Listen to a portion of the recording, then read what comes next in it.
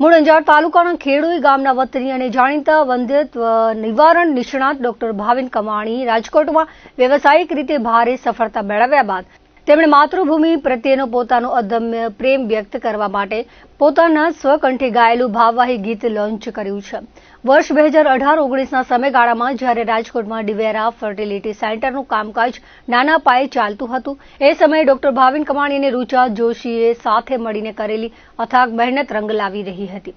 આ સમય દરમિયાન બંને તબીબોએ કચ્છ અને સૌરાષ્ટ્રના અંતરિયાળ વિસ્તારોમાં નિસંતાન દંપતીઓ માટે વિનામૂલ્યે માર્ગદર્શન અને નિદાન કેમ્પનું આયોજન શરૂ કર્યું હતું. કચ્છના ભુજ, ગાંધીધામ અને માંડવી સહિતના સ્થળોએ 1-to-1 કાઉન્સેલિંગ સેશન યોજીને અસંખ્ય નિસંતાન દંપતીઓને સાચું માર્ગદર્શન પૂરું પાડવામાં આવ્યું, જેના પરિણામે સેંકડો પરિવારોના આંગણે સંતાન પ્રાપ્તિનું પારણું બંધાયું હતું. કચ્છીઓ માટે જગતમાં કહેવાય છે કે તેઓ રોજીરોટી કમાવા માટે વિશ્વના ગમે તે ખૂણે જાય, પરંતુ તેમના ડીએનએમાં સતત કચ્છ જ ગુંજ્યા કરે છે. ગમે તેટલી ધન સંપત્તિ કે કીર્તિ મેળવ્યા પછી પણ અંતે તો તેમને વતન જ સાંભળે છે.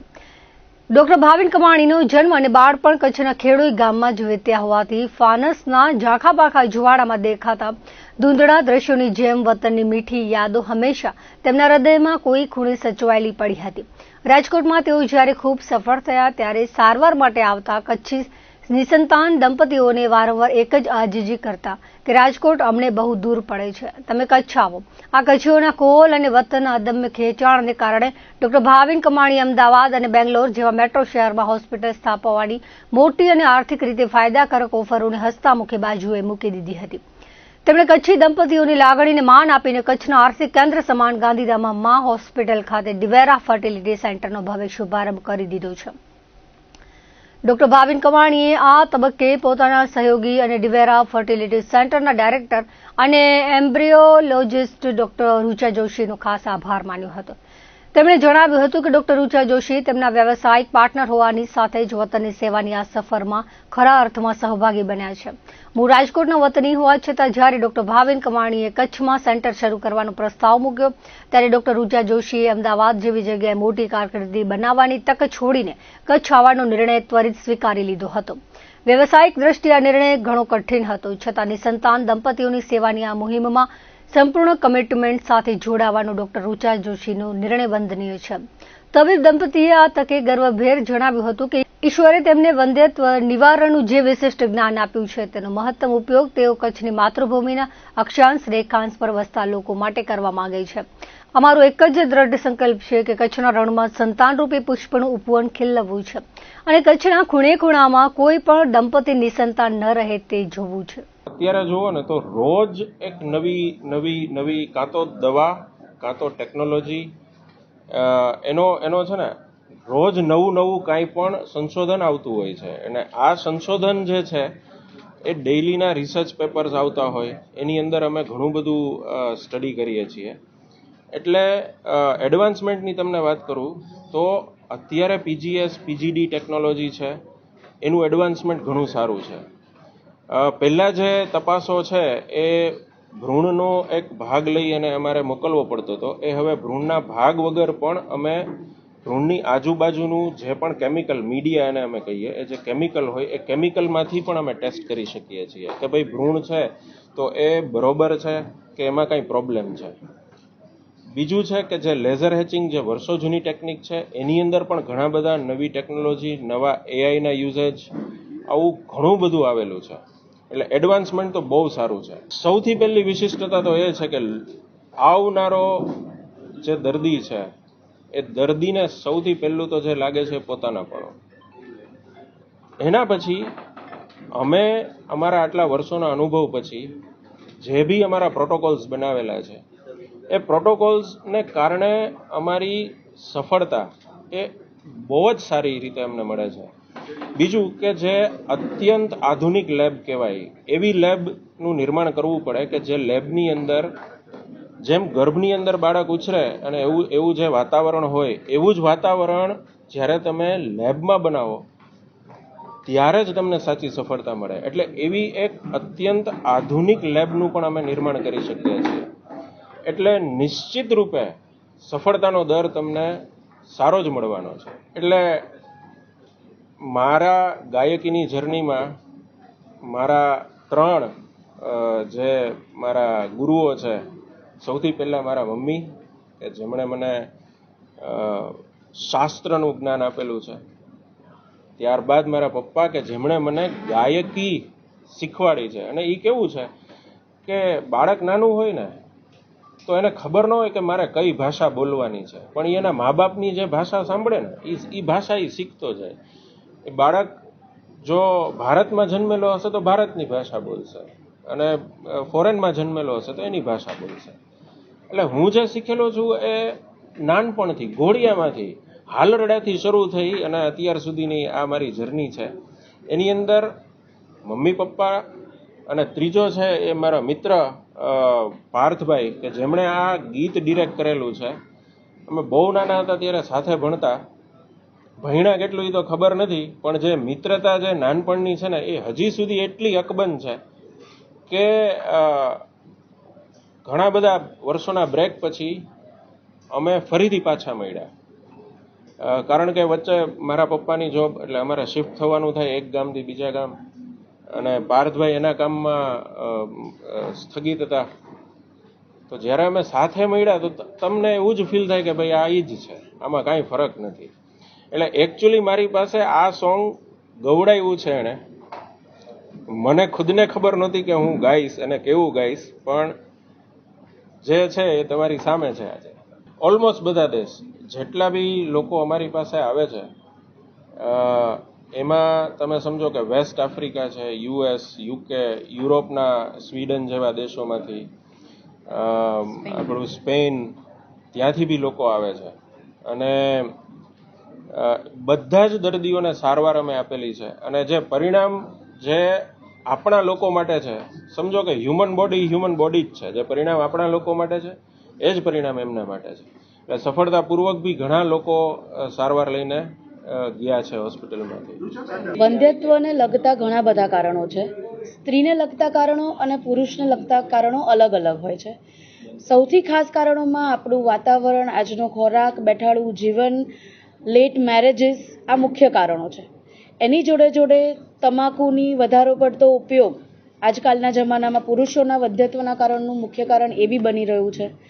એની જોડે જોડે જીનેટિક કેટલીક ખામીઓ કે જે આનુવંશિક લક્ષણોમાં આવતી ખામીના કારણે જે વંધ્યત્વ થાય છે દિન પ્રતિદિન વધતું ગયું છે. ડાયાબિટીસ, બ્લડ પ્રેશર જેવા રોગો બી દિન પ્રતિદિન નાની ઉંમરમાં જોવા મળે છે. તમે જોતા હશો કે હાર્ટ એટેક નાના નાના લોકોને આવે છે. એનું કારણ શું? તો દિવસે ને દિવસે આપણું શરીર પહેલાંની કમ્પેરમાં નબળું પડતું જાય છે, જેની એક અસર વંધ્યત્વ પર બી એટલી જ છે. એટલે આ બધા મુખ્ય કારણો છે વંધ્યત્વને લગતા.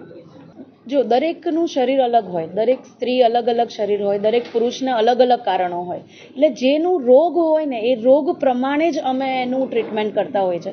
ઘણા દર્દીઓને 10 રૂપિયાની દવામાં બી સારું થઈ જાય, અને ઘણાને જેવી રીતે કે ગર્ભાશયમાં બાળક ચોંટવાનો સમય જ નક્કી ન થતો હોય એવા મોટા મોટા રોગો કે જે કોઈ બી સ્ત્રીના શરીરમાં 24 કલાકનો નિશ્ચિત સમય હોય જ્યારે બાળક અંદર ચોંટી શકે કોઈ બી સ્ત્રીમાં, એ સમય શું છે એ ઘણી સ્ત્રીઓમાં આગળ પાછળ હોય છે, જે આજકાલનું આધુનિક વિજ્ઞાન છે. આ અગર સમય નિશ્ચિત નથી એવી સ્ત્રીઓની સારવાર 5 થી 7 લાખ સુધી બી પહોંચતી હોય છે. સો આ આખો સફર છે. દરેક સ્ત્રી અલગ અલગ અલગ દ્રષ્ટિએ અલગ રોગ પ્રમાણે અલગ સારવાર હોય છે. એમ રીતે બાળક વધારે સારી રીતે જન્મે, કારણ કે આજકાલનું આપણું શરીરમાં બધા ન્યુટ્રિશન અવેલેબલ હોય એવું જરૂરી નથી. તો જ્યારે ગર્ભ શરીરની બહાર બનતો હોય ત્યારે એમાં આપણે દરેક પ્રકારના, એટલે કે અમે જે મીડિયા કોમ્પોઝિશન યુઝ કરીએ એમાં દરેક પ્રકારના ન્યુટ્રિયન્ટ્સ હોય, અવેલેબલ હોય એવું વાતાવરણ હોય જે માતાના ગર્ભ કરતાં બી કદાચ બેટર હોય, કારણ કે માતાના ગર્ભમાં બી આજકાલ bacteria, viruses, microplastic, DNA, RNA ની ખામી, ઘણી બધી વસ્તુઓ જોવા મળે છે. કોથળી નબળી હોવી, આ બધા એવા કારણો છે. તો આ બધા કારણો લેબમાં આપણે સુધારી શકીએ એટલા માટે જ IVFથી આવતા બાળકો વધારે એક્ટિવ જોવા મળે છે. એવા ઘણા રિસર્ચ પેપર છે જે એવું બતાવે છે કે IVF વાળા બાળકો વધારે, એટલે કે કૃત્રિમ પદ્ધતિથી બનાવેલા બાળકો વધારે સિલેક્ટેડ અને સારા હોય છે, એક્ટિવ હોય છે. પ્રોગ્રામ આપણો છે કે દિવેરા IVF એક નવું આશાનું કિરણ રહીને ગાંધીધામમાં આવી રહ્યું છે. ગાંધીધામમાં આપણે અતિ આધુનિક સેવાઓથી સજ્જ લેબોરેટરી કરી રહ્યા છે. એની જોડે જોડે આપણે માર્ગદર્શન કેમ્પના આયોજન કરીએ છીએ, જે ગામડે ગામડે એટલે કે નાના ને મોટી જગ્યાએ ડિફરન્ટ તારીખો સાથે તમને નજીકના ભવિષ્યમાં જોવા મળશે. આવતીકાલે ભુજમાં બી માર્ગદર્શન કેમ્પનું આયોજન છે. એટલે મારી નમ્ર અપીલ છે એવા દરેક વ્યક્તિઓ જે વંધ્યત્વથી પીડાય છે અને જેને જરૂર છે અમારી એ માર્ગદર્શન લેવા માટે ફ્રી કેમ્પ છે, તો માર્ગદર્શન લેવા માટે આવે અને અચૂક એનો લાભ લે. અલગ અલગ જગ્યાએ અલગ અલગ તારીખોએ માર્ગદર્શન કેમ્પ રાખેલા છે. મુન્દ્રા છે, પછી ભુજ છે, રાપર છે. તો આ દરેક જગ્યાએ અમે જ્યારે કેમ્પનું આયોજન કરીએ એ દરમિયાન અમે એ પ્રમાણેની એડ આપીશું, મીડિયાને અમે ઇન્ફોર્મ કરીશું. તો તમે એ રીતે પહોંચાડશો જેથી અમે લોકો દર્દીઓ સુધી યોગ્ય સમયે પહોંચી શકીએ, દર્દીઓ અમારા સુધી યોગ્ય સમયે પહોંચી શકે. ભુજમાં ડૉક્ટર દેવેન્દ્ર ડાંગરની ન્યૂ લાઈફ ચિલ્ડ્રન હોસ્પિટલ છે, ત્યાં આગળ અમારા કેમ્પનું આયોજન છે. ડૉક્ટર ભાવિન કામાણી, આ જે સંગમ છે ને એ વિજ્ઞાન અને અંદરની લાગણીઓનો અદ્ભુત સંગમ છે. આ સંગમ માતૃત્વ પ્રાપ્તિ જોડે જોડે પોતાની જન્મવૃત્તિ ભૂમિ પ્રત્યેનું જે ઋણ ડૉક્ટર કામાણી અદા કરવા માગે છે એ માટેનું સોંગ છે.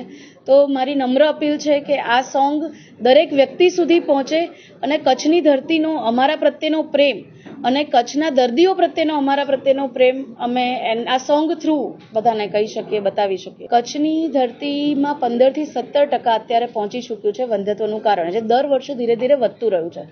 મેં તમને પહેલાં બી કીધું કે કેટલાક મૂળભૂત કારણો છે. આપણું તાપમાન, અહીંયાનું વાતાવરણ, પાણી, ખોરાક, જે ફર્ટિલાઇઝર્સનો યુઝ થાય છે આજે કાલ ખોરાકને બનાવવા માટે, એ ફર્ટિલાઇઝર્સ બી ઇન્ફર્ટિલિટીને લીડ કરે છે આજના જમાનામાં. એની જોડે જોડે જીનેટિક એટલે કે ટોબેકો જે મેલ ઇન્ફર્ટિલિટીનું મુખ્ય કારણ છે, અને જેનેટિક રીઝન, આનુવંશિક લક્ષણોમાં આવતી ખામીઓ, આ બધા રીઝન એવા છે કે જે દિન પ્રતિદિન વંધ્યત્વને વધારી રહ્યા છે અને એને જ સોલ્વ કરવા અમે આવી રહ્યા છીએ કચ્છમાં.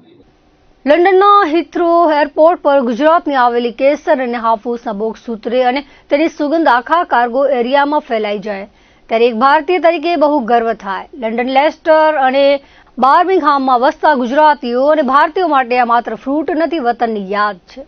લોકો ગમે તેટલા ભાવ આપીને પણ ખરીદવા તૈયાર હોય છે.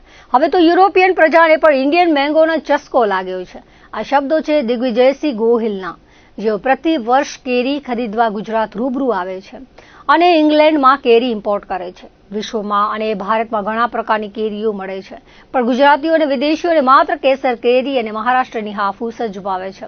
સૌથી વધુ ડિમાન્ડ કેસર કેરીની છે. ભારતની કેસર તથા હાફૂસ જેવી સુગંધ અને મીઠાશ આખી દુનિયામાં ક્યાંય નથી. સાઉથ અમેરિકા, બ્રાઝિલ કે પેરુની કેરીઓ દેખાવામાં લાલ ચટક હોય છે, પણ સ્વાદમાં અંદરથી ફીકી હોય છે, જ્યારે ભારતની કેસર કેરી તો સ્વાદનો રાજા છે. Agriculture and processed food products export development authority દ્વારા માન્યતા પ્રાપ્ત કેરીના બગીચાની કેરી અને માન્યતા પ્રાપ્ત પેક હાઉસમાં કેરીની પ્રોસેસિંગ કર્યા બાદ જ તેની નિકાસ કરવામાં આવે છે. રાજકોટના કુવાડવા ખાતે સ્થિત APEDA માન્યતા પ્રાપ્ત કુંજ કોલ્ડ વેર સોલ્યુશન પેક હાઉસના માલિક સમીર સાપરિયા જણાવે છે કે અમે કેરીની નિકાસ માટેની પ્રક્રિયા અમારા પેક હાઉસમાં કરીએ છીએ. America, England, UAE, Australia, European દેશો તથા ગલ્ફના દેશોમાં જરૂરિયાત મુજબ પ્રોસેસ કરીને કેરી પેકિંગ કરી આપીએ છીએ. અમેરિકા માટે ખાસ પ્રકારની હોટ વોટર પ્રોસેસ કરીને આપીએ છીએ, જેમાં સૌથી સારો પ્રતિસાદ મળી રહ્યો છે. ઇંગ્લેન્ડ અને કેનેડા માટે હોટ વોટર ઉપરાંત રાઇપનિંગ પ્રોસેસ કરીને પછી તેનું પેકિંગ કરવામાં આવે છે. કેસર, રાજાપુરી અને આલ્ફાન્સો કેરીની પણ પ્રોસેસ કરીએ છીએ. કેસર કેરી જૂનાગઢ, તાલાળા અને કચ્છથી આવે છે, જ્યારે રાજાપુરી વલસાડથી આવે છે. કેરી જ્યારે બરાબર પાકવા પર આવે ત્યારે તેને સવારના ઠંડા પહોરમાં તોડી પેક હાઉસમાં લાવી સૌથી પહેલું કામ ડીસેપિંગનું થાય છે. કેરીની ડીટીડીને ઊંધી રાખીને સ્પેશિયલ કન્વેયર બેલ્ટ કે ટ્રે પર રાખવામાં આવે છે, જેથી ડીટીડીનો બધો રસ નીકળી જાય. આનાથી કેરી કાળી પડતી નથી અને લાંબો સમય બગડતી નથી. લીલી કેરીને તોડી 48°C થી 52°C તાપમાન ધરાવતા ગરમ પાણીમાં લગભગ 10 મિનિટ માટે ડુબાડી રાખવામાં આવે છે. આ પ્રક્રિયાથી કેરીમાં થતો એન્થ્રેકનોઝ અને સડો ફેલાવતી ફૂગ નાશ પામે છે, તેમજ ફળમાખીના ઈંડા અને ઈયળો મરી જાય છે. ગરમ પાણીના કારણે કેરીમાં કુદરતી ઇથિલિન ગેસ સક્રિય થતા બધી જ કેરીઓ એકસાથે અને એકસરખી રીતે પાકે છે. ગરમ પાણીમાંથી કાઢેલી કેરીને 10°C થી 15°C સુધીના ઠંડા પાણીમાં 10 મિનિટ માટે રાખવામાં આવે છે. ત્યારબાદ તેને હવામાં સંપૂર્ણપણે સૂકવવામાં આવે છે. ઠંડકને કારણે કેરીનો શ્વસન દર ધીમો પડી જાય છે, જેનાથી કેરી લાંબા સમય સુધી તાજી રહે છે. તેની છાલ કડક રહે છે અને પાક્યા પછી તેનો રંગ ખૂબ જ આકર્ષક અને પીળો દેખાય છે. જ્યારે પ્રોડક્ટમાં દમ હોય અને તેને આધુનિક ટેકનોલોજીનો સંગાથ મળે ત્યારે દુનિયાભરમાં નામના મેળવી શકાય છે. ગીરની વાડીઓથી નીકળેલી કેસર આજે વૈશ્વિક બ્રાન્ડ બની ચૂકી છે. તેમજ સમીર સાપરિયાએ જણાવ્યું હતું કે નિકાસકારોના જણાવ્યા મુજબ માત્ર કેરી જ નહીં પરંતુ 2026ના ચોમાસા પછી એટલે કે આગામી સપ્ટેમ્બર મહિનાથી ગુજરાતના પ્રીમિયમ શાકભાજી જેવા કે G4 મરચાં, ભીંડો, કારેલા, તુરિયા અને ગલકા સહિતની જણસો પણ આજ આધુનિક પ્રોસેસિંગ સાથે વિદેશી બજારોમાં મોકલવાનું ભવ્ય આયોજન હાથ ધરવામાં આવ્યું છે. Samir Dhirajlal Sapariya, Punj coldware solutions private limited, Kuvadva. અમે અહીંથી કેરીની નિકાસ કરીએ છીએ જુદા જુદા દેશોમાં, જેમાં US, UK, Canada, Australia, European કન્ટ્રીમાં મોકલીએ છીએ. ત્યાં યુએસમાં અમે હોટ વોટર કરીને અહીંથી સોર્ટિંગ, ગ્રેડિંગ, પેકિંગ કરીને મોકલીએ છીએ અને એમાં સારો પ્રતિસાદ મળી રહ્યો છે. અમે 4 વર્ષથી આ મેંગો એક્સપોર્ટ કરી રહ્યા છીએ. અમે અમારા પ્રોસેસિંગ યુનિટમાં પહેલા માલ ઇન્વર્ટ થાય પછી એનું સોર્ટિંગ કરીએ છીએ. રિજેક્શન ત્યાંથી જ પાછું નીકળી જાય છે. પછી અમે હોટ વોટર ટ્રીટમેન્ટ કરીએ છીએ, જેમાં અમારી પાસે ઇલેક્ટ્રોનિક સોર્ટિંગ ગ્રેડિંગ લાઇન છે. તેમાં અમે હોટ વોટર કરીએ છીએ, એમાં સોર્ટિંગ થાય છે, પછી તેનું પેકિંગ થાય છે. અને જો US કે UK મોકલવાનું હોય, UK કે કેનેડા મોકલવાનું હોય તો એમાં રાઇપનિંગ પ્રોસેસ આવે છે. તો એમાં રાઇપનિંગ કરી પછી એનું સોર્ટિંગ ગ્રેડિંગ કરી અને પછી તેનું પેકિંગ થાય છે અને આ 3 કિલોના બોક્સમાં થાય છે. અને અમે કેસર, આલ્ફાન્જો, રાજાપુરી એવી અલગ અલગ વેરાયટી પણ કરીએ છીએ. એમાં આપણે કેસર જુનાગઢ તથા કચ્છથી આવે છે, બાકી રાજાપુરીને વલસાડની કેસર પણ આવે છે, રાજાપુરી પણ વલસાડથી આવે છે. હવે આવનાર ચોમાસા પછી અમે નવી સિઝનમાં વેજીટેબલ એક્સપોર્ટ કરવાના છીએ, જેમાં G4 મરચાં, પછી ભીંડો છે, કારેલા છે, તુરિયા છે, ગલકા, ચીકુ, દાડમ, આ બધી વસ્તુ અમે આવનાર ઓગસ્ટ સપ્ટેમ્બરથી એક્સપોર્ટ કરવાનું ચાલુ કરી રહ્યા છીએ. મેંગો માટે અત્યારે US, કેનેડા, UKમાં ડિમાન્ડ બહુ સારી છે. ત્યાંથી પ્રતિસાદ બહુ સારો મળી રહ્યો છે. પણ અમુક આ US માટે આપણે એર ફ્લાઇટની કનેક્ટિવિટીના હિસાબે થોડુંક છે, પણ બીજો કાંઈ ઇસ્યુ નથી. એટલે એમાં આપણે માંગ સારી છે, એ પ્રમાણે આપણે સપ્લાય પણ સારી રીતે કરી શકીએ છીએ. આમાં ખેડૂતો ડાયરેક્ટ પણ એક્સપોર્ટ કરી શકે છે, જે FPOના માધ્યમથી થઈ શકે. ખેડૂતો પોતાના ગ્રુપ બનાવી એમાં અલગ અલગ બધા પ્રોડક્શન કરે અને સીધા FPO એક્સપોર્ટ પણ કરી શકે છે. એમાં સરકાર પણ ઘણું બેનિફિટ આપે છે, જેમ કે એમાં નૂરસાએ સબસિડી આપે છે. તો એના માટે ટૂંકમાં ખેડૂતોએ અલગ અલગ ગ્રુપ બનાવી FPO બનાવી પછી એક્સપોર્ટ કરે તો સીધો ખેડૂતોને ફાયદો થાય. FPO માટે ખેડૂતોને જો ગ્રુપ કે મંડળી બનાવી હોય તો જ્યાં એને માર્ગદર્શન કે સપોર્ટની જરૂર હોય તો અમારો સંપર્ક કરી શકે છે. 20 વર્ષથી એમાં યુકેમાં છું અને ઇમ્પોર્ટ એક્સપોર્ટનો બિઝનેસ છે અમારો. ગ્રોસરી, પછી વેજીટેબલ્સ અને મેંગોની સિઝનમાં અમે મેંગો 3 મહિના કરી છે. અને તાલાળા ગીરની અમે મેંગો અહીંથી આપણે ઇન્ડિયાથી રાજકોટથી એક્સપોર્ટ કરી. ઓકે, ઇંગ્લેન્ડમાં હું લેસ્ટરમાં, વેમ્બલી, માન્ચેસ્ટર, બર્મિંગહામ આ જગ્યાએ આપણા ઇન્ડિયન બહુ વધારે માણસો છે. તો ત્યાં આપણી ડિમાન્ડ કેસર કેરીની અને ત્યાંના માણસોને આપણા કેસર કેરીનો ચસ્કો લાગ્યો છે. એના કારણે અમને અત્યારે ઇમ્પોર્ટમાં બહુ, પહેલાં અમે 2 કન્ટેનર કરતા તો અત્યારે 10 થી 15 કન્ટેનરે પહોંચી ગયા છીએ અને દિવસે દિવસે કેરીની ડિમાન્ડ વધતી જાય છે અમારા સિઝનમાં. નખત્રાણા મોરજોડ ખાતે પુંજલ દાદાના આશ્રમે મહંત દિલીપ રાજા કાપડીના યજમાન પદે રામકથા ચાલી રહી હતી, જેનું સોમવારે સમાપન થયું હતું. ધ્વજારોહણ તેમજ રામકથાના 9મા દિવસે કથા શબ્દ વિરામ થઈ હતી. વ્યાસપીઠ પરથી બોલતા કથાના વક્તા મહામંડલેશ્વર 1088 શ્રી કંકેશ્વરી માતાજીએ કહ્યું હતું કે રામવાલીના સવાર ટાંકતા જ જે જગતમાં કોઈ મોટું નથી, હું પણ શ્રેષ્ઠ નથી, મારા કરતાં પણ મારા ભક્તો ભગવાનથી પણ વધે છે. રામસે અધિક રામ કર દાસા. તેમણે યુવાનોને ભક્તિ માર્ગમાં જોડાવા અને જીવનમાં સંઘર્ષ એ સફળતાની સીડી છે તેમ જણાવી કથાના વિવિધ પ્રસંગો વર્ણવ્યા હતા. તેમણે મોરજોના મહંત દિલીપ દાદા અને તપોભૂમિના સાધક સંતનું બિરુદ આપ્યું હતું. તમામ નામી અનામી સેવકોનું સન્માન થયું હતું. અગ્રણીઓ દાતાઓને કથામાં તન મન ધનથી સહયોગ આપનાર તમામનો આભાર વ્યક્ત કરવામાં આવ્યો હતો. કથામાં સંતવાણી, સાધુ સંતો, જમાતના ધૂણાના દર્શન અને મહાપ્રસાદનો લાખો લોકોએ લાભ લીધો હતો. રાત્રે આશાપુરા રામા મંડળ આંબાપરના સેવકો રામાપીરનું આખ્યાન જીવન ચરિત્ર રજૂ કર્યું હતું. કથાને લઈ ખોબાજીવડા મોરજર ગામમાં 9 દિવસ લોકમેળા જેવો માહોલ જોવા મળ્યો હતો.